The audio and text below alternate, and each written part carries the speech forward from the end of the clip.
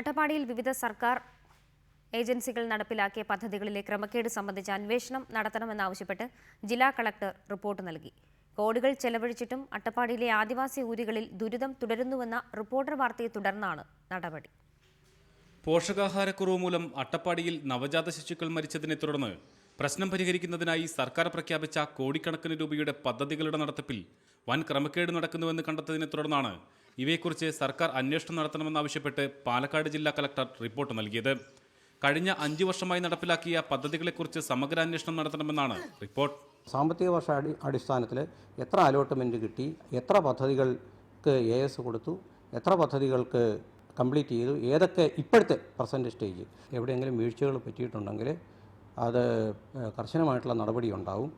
വീടും റോഡും ഉൾപ്പെടെയുള്ള നിർമ്മാണ പ്രവർത്തനങ്ങൾ, പോഷകാഹാര വിതരണം, കാർഷിക വികസന പദ്ധതികൾ തുടങ്ങി എല്ലാ മേഖലയെക്കുറിച്ചും അന്വേഷണം നടത്തണമെന്ന് റിപ്പോർട്ട് ആവശ്യപ്പെടുന്നു.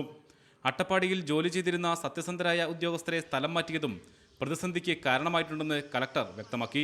ആത്മാർത്ഥമായിട്ട് ജോലി ചെയ്യുന്ന ചില ഉദ്യോഗസ്ഥന്മാരെ അവിടെ നീക്കം ചെയ്യപ്പെട്ടു എന്നുള്ളത് നമുക്ക് വിഷമകരമായിട്ടുള്ളൊരു കാര്യമാണ്. കഴിഞ്ഞ വർഷം 60ഓളം കുഞ്ഞുങ്ങൾ മരിച്ച അട്ടപ്പാടിയിൽ കോടികളുടെ പദ്ധതികൾ നടപ്പിലാക്കിയിട്ടും ശിശുമരണം വ്യാപകമാണ്. 16 നവജാത ശിശുക്കളാണ് ഈ വർഷം മരിച്ചത്. റിപ്പോർട്ടർ, പാലക്കാട്.